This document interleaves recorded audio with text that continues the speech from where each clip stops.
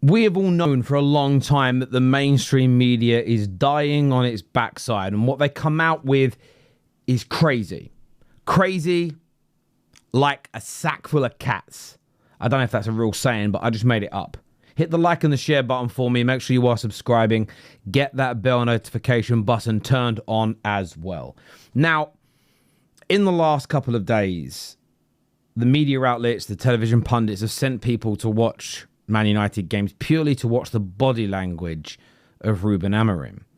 Now, barring Mikel Arteta's touchline antics being massively scrutinised 2 seasons ago, but yet previous managers like Jose Mourinho and Conte being praised for their touchline antics, I don't remember ever seeing this happen, where there were journalists that were at the game whose sole job was to report on the body language of Amorim for 90 minutes. Didn't speak about substitutions, starting lineup, style of play, XG, chances created, the game actually being won by Manchester United, purely to focus on the body language. And what's really interesting is that there were journalists that were doing this, not body language experts. Most body language experts actually stated that the pacing up and down of the behaviours of Amorim is very typical in somebody trying to problem solve, who's also frustrated and has been open about their frustration of how things are going.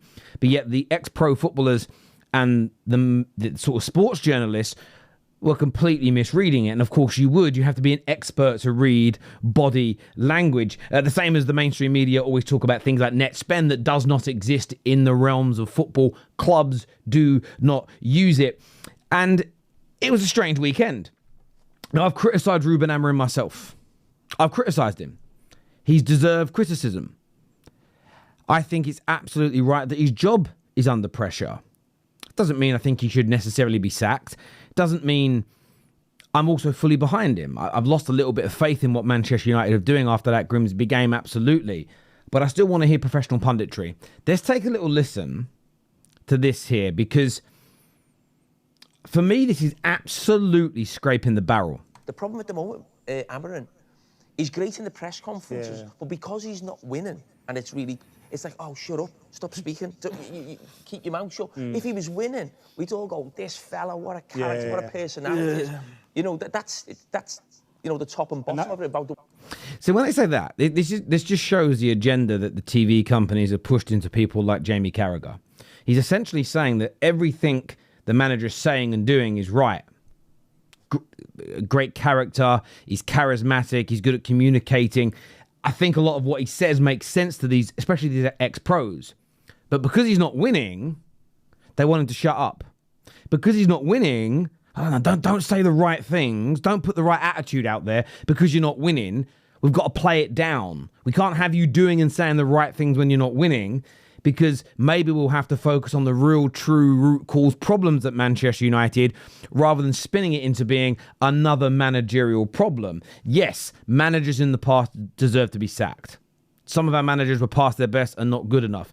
But it was always held up, always painted as this, they are the problem, fix that, the club's sorted, and it's always a load of nonsense. The way he speaks, because I actually look at it and think, if he wasn't so charismatic in the press conference, he wasn't such a good-looking man, he might have actually lost his job a lot earlier. Ruben Amorim has only kept his job because he's good-looking.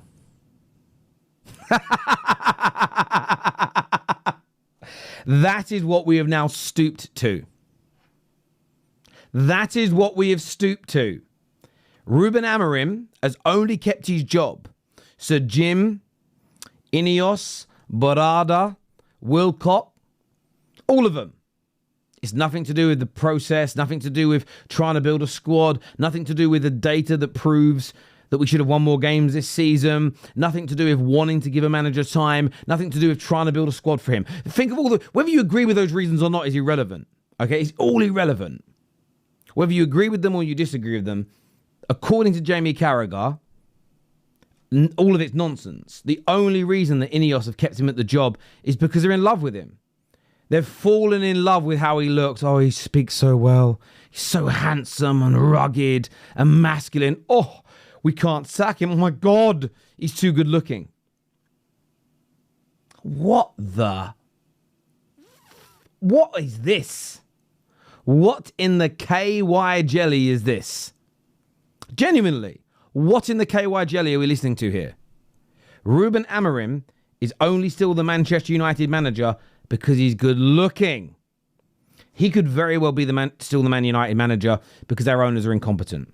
He could very well still be the Man United manager because they want to give him more time and they believe in what he's building. I'm going to two ends of the two real possibilities. He may deserve to be sacked based on his performances. I'm not going to deny that.